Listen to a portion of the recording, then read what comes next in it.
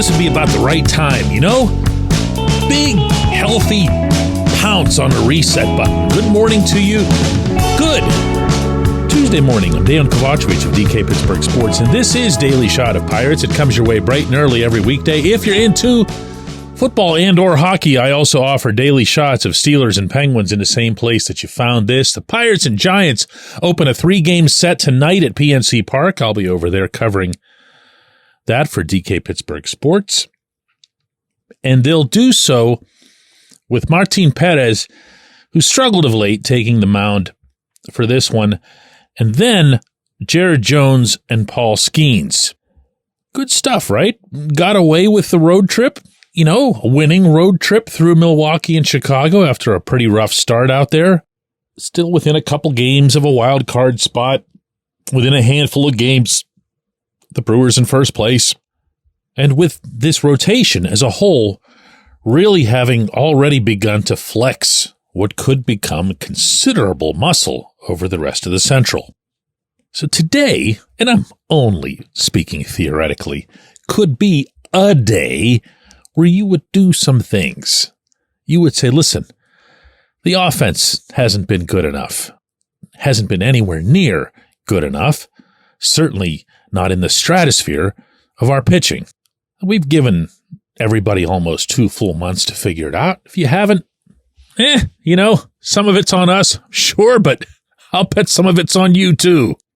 And since you know that Ben Cherington's not going to make a change at hitting coach or in hitting philosophy, you can at least change some hitters.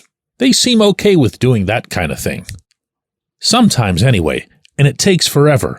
Rowdy Tellez, as I reported for DK Pittsburgh Sports last Friday, needed to go into the weekend at Wrigley Field and do well. That's what I heard from a source. Otherwise, he was going to be in dire jeopardy of being designated for assignment. Well, if there's any common sense, and I say this respectfully of Tellez, he wouldn't be suiting up today at PNC Park. He just wouldn't. They would get that done before the game today. And in his place, even though it's not exactly a match, positionally, you'd bring up Ji-Hwan Bae, or you would send out Tellez and, don't laugh this off, Jack Sawinski. And yeah, I know he homered and walked twice the last time we saw him Sunday in Chicago, but his overall numbers, with the exception of a couple bombs, are worse than Tellez's. Jack's become exactly that guy who looks like he's on the precipice of being shipped out and then just hits a home run and everybody goes, oh, okay, cool, Jack's back. And then you don't hear from him again for like a month. That's not okay. Send him down too. They won't. I'm just throwing it in there. Jared Triolo had a couple of hits over the weekend. Triolo has had a couple of months to show that he can hit major league pitching. He hasn't done that. You could do, this is what I'm getting at. You could do a whole great big, here's 3 guys out, 3 guys in, and give the whole clubhouse just kind of a transfusion feel, as well as an accountability feel, as well as a, oh boy, wow, if they could send Jack out, they could send me out too.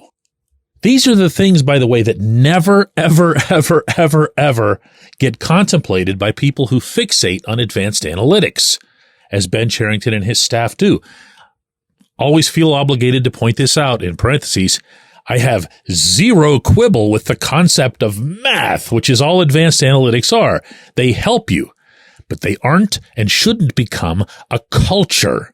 They shouldn't become a, I'm going to prove I'm smarter than everybody else formula in waiting. They should assist you in making decisions. And from any angle that you choose to analyze any of this, you could very easily, casually take 3 out and put 3 in. I mentioned Bae. I could also throw in Liover Peguero. And you know what? Why not throw in Jake Lamb? I know he's 33 years old and it doesn't look good. The optics are never friendly to a GM who's calling up a 33-year-old from the minors. It looks like your rebuild failed or whatever else here. Who cares? Who cares? As I keep saying, rebuild's over. All you're looking for now is players to help you win the game right in front of you. That's all you should be looking for. Oh no, you'd have to add him to the 40-man roster. Who cares? This 40-man isn't all that precious. If it was, this team would be doing a lot better than it is in the standings.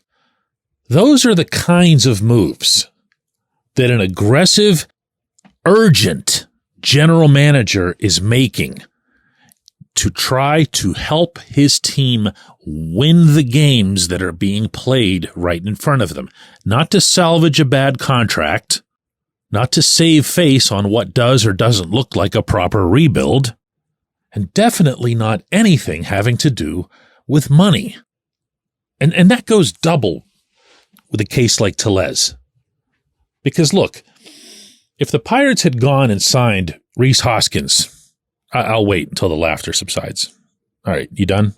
No, seriously, are you done yet? Okay, if they had paid the 2 years and $34 million to bring in Hoskins that the Brewers did, and Hoskins was some complete bust, yeah, you've got to really hem and haw over that. You've got to hesitate until you can't any longer.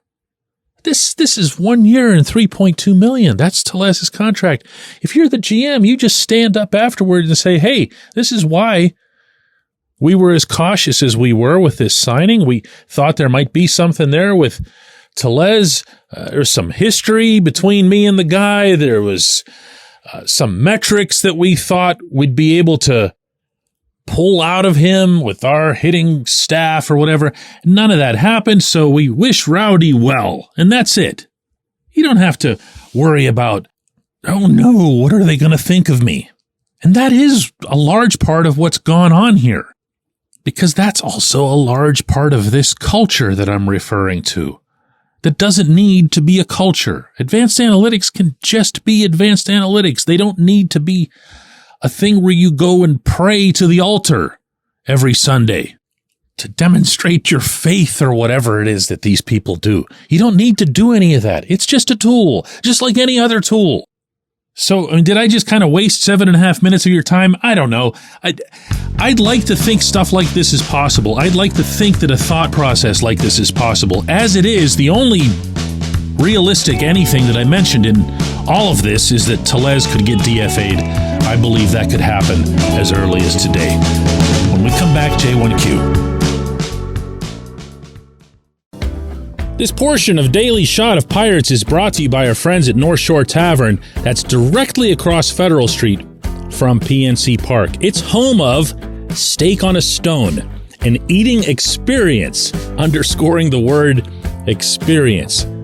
The steak is brought to you partially cooked on an 800-degree stone, and you do the rest. It's a ton of fun, it's a great meal, and it's a baseball atmosphere like no other in Pittsburgh. North Shore Tavern, right across Federal Street from PNC Park.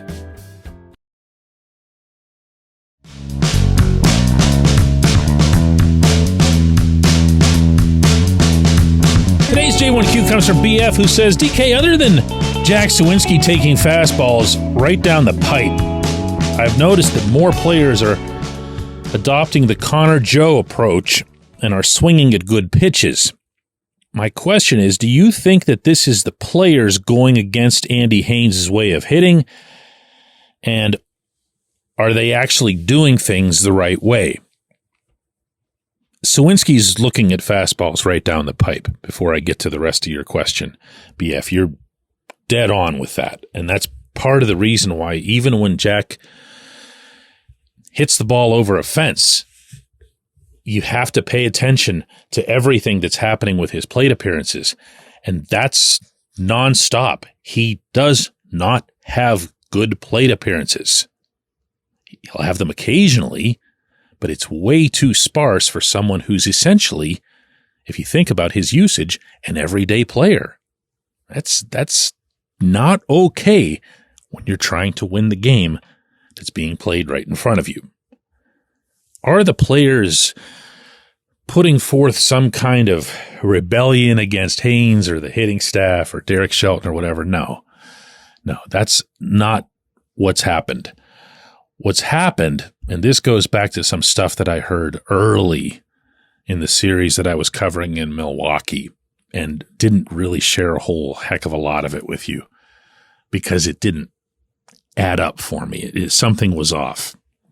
But the sense that I had in that series against the Brewers was that there was a lot of tension around the team. I wasn't 100% sure what it was. I was planning to write a column about it for DK Pittsburgh Sports with this past weekend's Friday Insider, and it fell on its face. I just didn't have enough. And this is a lot of what it was about, meaning the hitting, the approach, the way that the swings were all of a sudden coming earlier in counts, the way some were just going up there and blindly hacking at the first pitch and getting some results, the way Nick Gonzalez showed up from the minors because he'd yet to be tainted by any of this and gotten results of his own by going right after the first pitch, by being aggressive, by being, I'm here to hit. That's my job. I'm a hitter. Now, all of this happened concurrently with Joe continuing to do well at the plate, but also, and don't leave him out of this, Andrew McCutchen has had some plate appearances over the past month that have been of such impeccable quality that it's a crime against baseball that he isn't batting like 700 in that span. Okay, that's how good he's been. That's how smart he's been. And yes, that's how aggressive he's been when he's seen his pitch. So you have a lot of different factors in play here.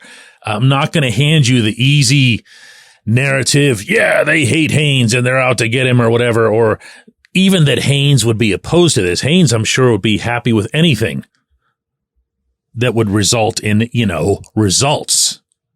He gets to keep his job, theoretically. But when I see what's happened to the Pirates offensively over the past few days, first of all, they're not out of any woods. They have way too many guys that are struggling way too much. So you need to change some personnel. You'd need to change over time what you're doing with the approach, with the aggressiveness. But when I look back at a couple of the broader outbursts that the team had in Chicago, what I'm seeing is more of a chaotic coming together of a lot of different things.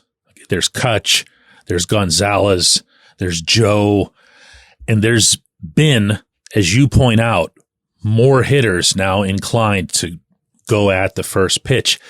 That's not an organized rebellion. Okay, that's just guys looking out for themselves. They're in the box. They're the only ones that can make that decision from pitch to pitch. I appreciate the question. It's a really good one and a fair one. I appreciate everybody listening to Daily Shot of Pirates. Again, I'll be covering Pirates versus Giants tonight at PNC Park, and we will have another one of these tomorrow.